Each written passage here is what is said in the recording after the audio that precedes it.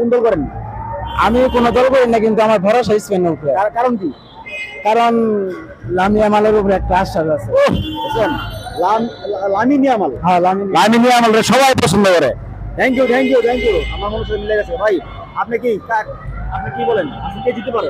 আমি তো ভাই দল করি আর্জেন্টিনা। আমার আশা করি যে আর্জেন্টিনা জিতবো, কিন্তু আর্জেন্টিনা হারলেও আর্জেন্টিনা, জিতলেও আর্জেন্টিনা। দল আমার একটা। আচ্ছা, কয়টা গোল দিতে পারে আজকে?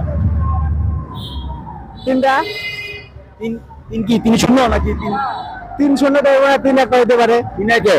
এই গোল তিনটা কি লাস্টে দিব নাকি প্রথমে দিব? হাফ টাইমের পরে। আপনার পরে দিব? জি। আগের মতো হইব না? না।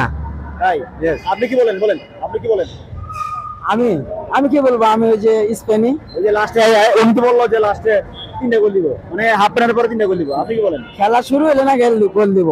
খেলা শুরু হলে? হ্যাঁ। খেলা তো শুরু হইব, শুরু তো হইবই, হ্যাঁ। আগে গোল দেখ, তারপর দেখা যাবে। তারপরে দেখা যাইব। ভাই আপনি কি বলেন? আপনি জিতবে কে? আমি তো আর্জেন্টিনার। আর্জেন্টিনা গোল দিব কয়টা? প্রথমে একটা দিব, পরে একটা দিতে পারে বা দুটো দিতে পারে। আগে তো শেষ 5 মিনিটে বা 7 মিনিটে বা 10 মিনিটে গোল দিছে।